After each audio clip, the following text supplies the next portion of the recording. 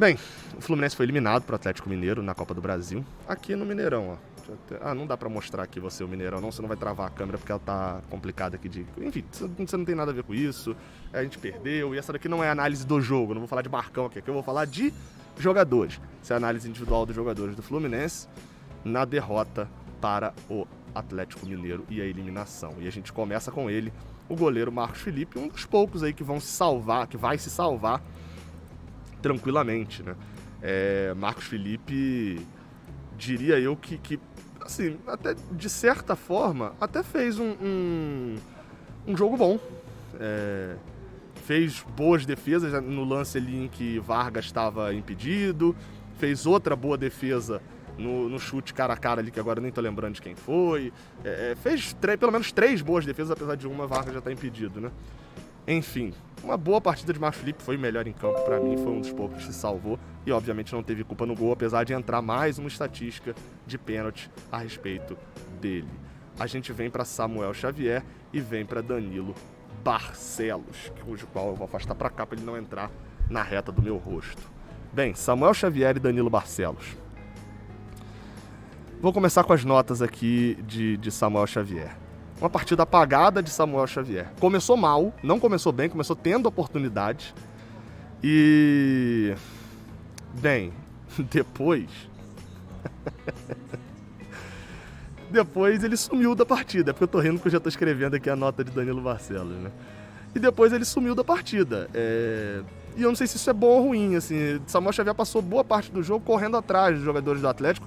Foi apavorado, né, em algumas bolas ali por drama dele, em outras bolas muito mais por um sentido de próprio ataque do Atlético ser muito forte mesmo, mas acho que a nota 4 para Samuel Xavier não foi um dos maiores dramas dessa partida. Já no caso de Danilo Barcelos, Gabriel, por que... eu sei que a sua pergunta é essa, por que esse meio aí, Gabriel?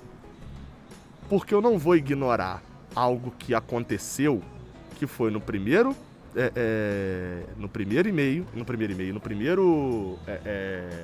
tempo, eu terminei no intervalo, eu faço live no meu Instagram no intervalo, falando o seguinte: Danilo Barcelos foi um dos melhores em campo no primeiro tempo. E tinha sido, boa parte das oportunidades ele estava junto e tinha.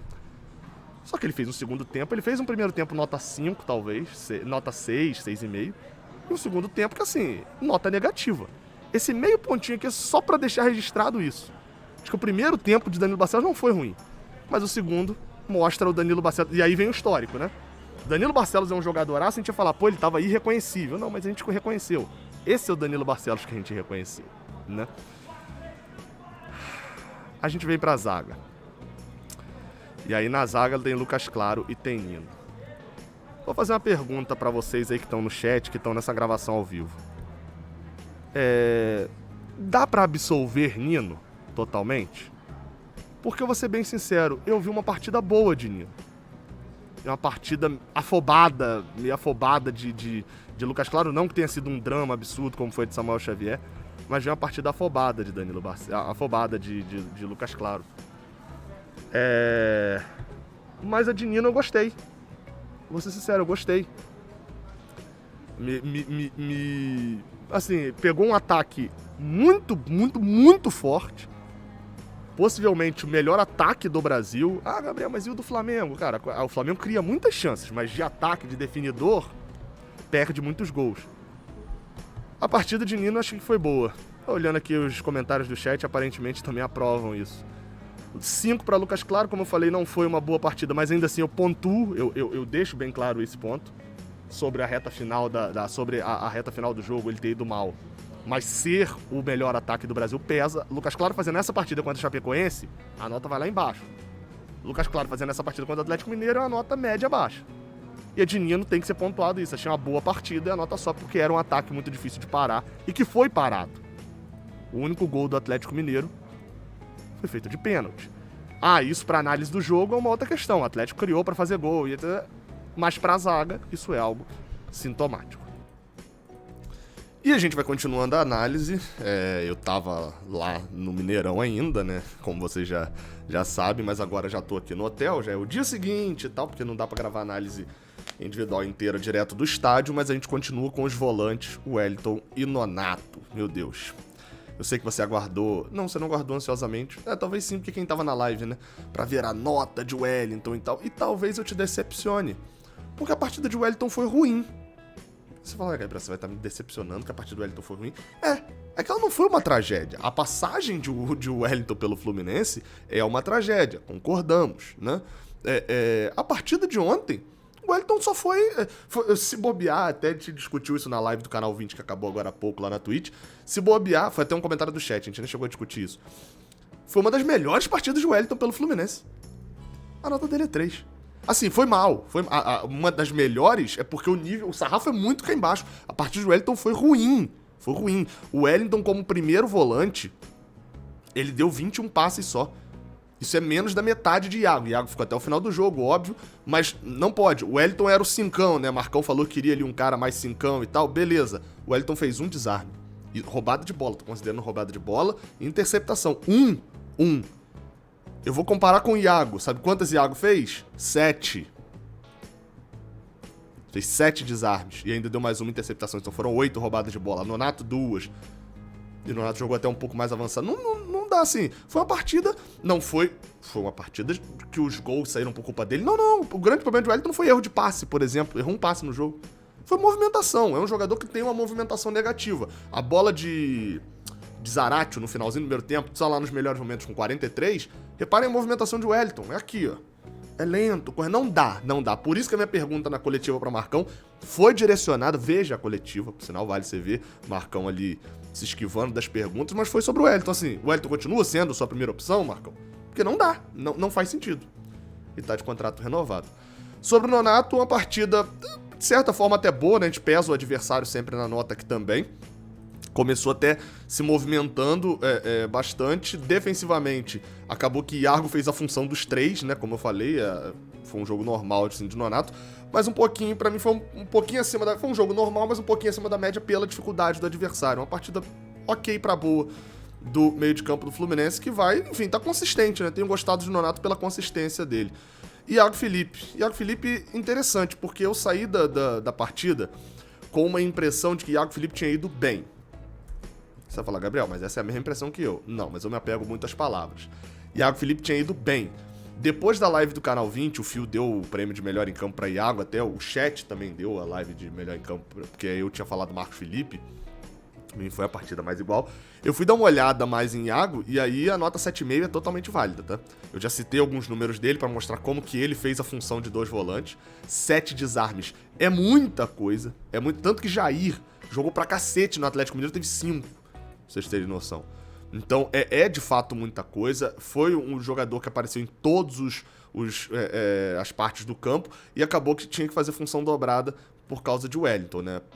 Uma boa partida, uma ótima partida de Iago. Nesse jogo, óbvio que o jogo também favoreceu a ele, né? Ele não é o camisa 10, ele não é o meia, e o Fluminense ficou pouco com a bola ali na frente da área do Atlético pra conseguir criação, e favoreceu ele por quê? Porque foi um jogo muito mais de velocidade, principalmente no segundo tempo, de contra-ataque, pega a bola e tenta correr e acelera a jogada, então foi muito acelerado, e ele é esse jogador acelerado, ele leva vantagem nisso. Enfim, uma boa partida de Iago Felipe, bom ver jogando bem novamente. No ataque, Luiz Henrique e Caio Paulista. Eu vou começar falando sobre Luiz Henrique. Aí, Luiz Henrique na tela. Assim, cara... Vamos lá. Sobre o Luiz Henrique. A partida de Luiz Henrique, ela não foi boa. Foi apagado durante boa parte do jogo. A pergunta é, quantos viram Luiz Henrique em campo? Só que assim, ela não é negativamente também, né? Não é negativa, não é que a gente vai achar muitos erros do Luiz Henrique. Ele normalmente é um dos jogadores que mais dribla. Não teve nenhum drible errado perdendo a bola no jogo. O Luiz Henrique ficou muito apagado, né? Durante boa parte da partida. Nas roubadas de bola, também não aparece, com muito destaque. Tem ali 2 roubadas de bola só. Uma partida muito apagada de Luiz Henrique, assim como boa parte do ataque do Fluminense. Enfim, eu até gostei da dedicação de Luiz Henrique. Ele ajudou muito Samuel Xavier na marcação, mas muito mais na ocupação de espaço do que provavelmente roubando a bola e no número ali, né?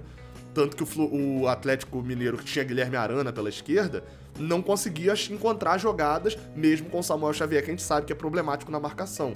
Conseguia encontrar jogadas aonde? Do outro lado. E aí, quando o Marcão traz Luiz Henrique também pra esquerda, ele inverte o lado dos pontas ali com 25, mais ou menos, do primeiro tempo, o Atlético deixa de ter tantas chances. Só vai ter uma chance pela esquerda, onde o Luiz Henrique tava marcando, né? No caso, a direita de ataque deles. Lá no final daquela chance que eu falei que o Wellington vai correndo. Por isso, uma nota 5 para Luiz Henrique, né? Sobe um pouquinho a nota por causa da questão enfim, de ter ali... ido bem pra mim na contenção defensiva, mas, como eu falei, não fez nada, né? Também, ofensivamente, foi um jogador completamente apagado. Bem, e aí a gente tem ele mesmo, o jogador Caio Paulista. Bem, eu tô sem a figurinha do Caio Paulista, não deu tempo de fazer, do Léo mandar, mas também não faz muita diferença, a figurinha do Caio Paulista é da Copa do Brasil. Então eu vou botar do Brasileirão aqui também, dane-se, né? Você provavelmente não tá ligando muito pra isso, não. E agora também não vai fazer porque a gente foi eliminado. Mas Caio Paulista pra mim foi um pouco pior do que o Luiz Henrique, porque além não teve a parte... Até tentou mais do que o Luiz Henrique, apareceu, perdeu mais, né? Errou mais, mas apareceu mais do que o Luiz Henrique, mas defensivamente não teve. Como eu falei, se o Luiz Henrique trocou de lado e melhorou a marcação, é porque Caio Paulista não estava bem.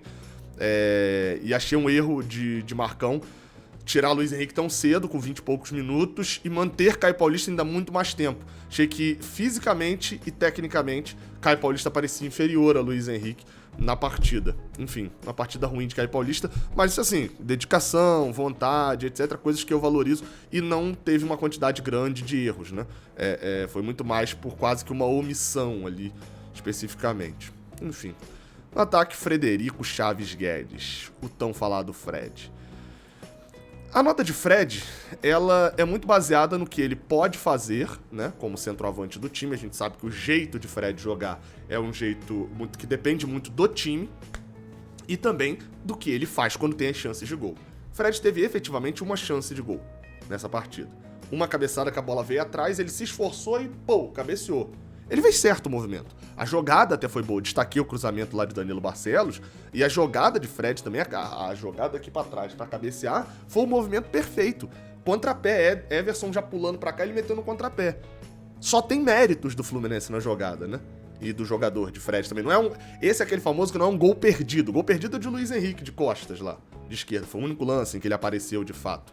Por sinal, deveria... Deixa eu corrigir aqui, tá? Vou corrigir a nota de Luiz Henrique. Eu não pesei esse lance na análise.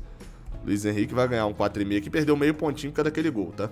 Ainda foi melhor do que o Caio Paulista, mas aquele gol lá, é óbvio, é muito fácil falar agora, mas se ele não tá afobado, ele domina e rola pra trás que o Iago tava chegando sozinho. Não pode perder. Mas voltando pra Fred, não foi um gol perdido de Fred, foi mérito total da defesaça de Everson. Fred tirou no contrapé do goleiro e tal. E no resto da partida, Fred tem pouca movimentação, que é sempre cobrado, mas na movimentação que teve, até participou bastante das jogadas de ataque dessa vez, né? O pouco que cabia ele participar, ele participou. Assim, da jogada de ataque com movimentação. Só que teve um sério problema de Fred, que foi ele praticamente não jogar. A bola foi pra Fred foi o único que finalizou no gol, né, do Fluminense, que deu uma finalização ao alvo. Mas quando eu olhei um número de Fred, eu me assustei. Fred deu 3 passes no jogo. 3. 2 certos e 1 errado. Fred jogou 70 e poucos minutos e ele deu 3 passes no jogo. É muito pouco mesmo. Participou com a bola, o Fluminense com a bola, ele participou muito pouco. E isso acho que também diz daquele problema que não é o problema do Fred jogador. O Fred jogador, meu amigo, veio uma bola, ele quase guardou. Quase guardou, ele teve uma chance, quase guardou. Mas é do Fred movimentação. E a movimentação dele está sendo, infelizmente, danosa pro Fluminense. A nota é 5, como eu falei, ele depende muito do time criar também pra ele, isso é, enfim, isso já não é culpa dele, é culpa de quem escala também, é a função que ele faz. Eu não posso botar o goleiro de centroavante e esperar que ele faça gol, não é a função dele. Mas a movimentação de Fred tem me incomodado bastante.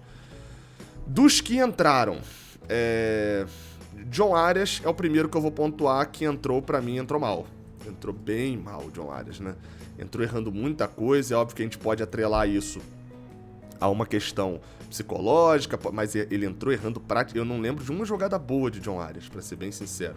Obviamente que eu peso mais a nota, peso menos a nota em quem entra, né? Mas a entrada de John Arias, assim, pra quem entra, eu vou vendo o quanto que ele teve a capacidade de perder pontos.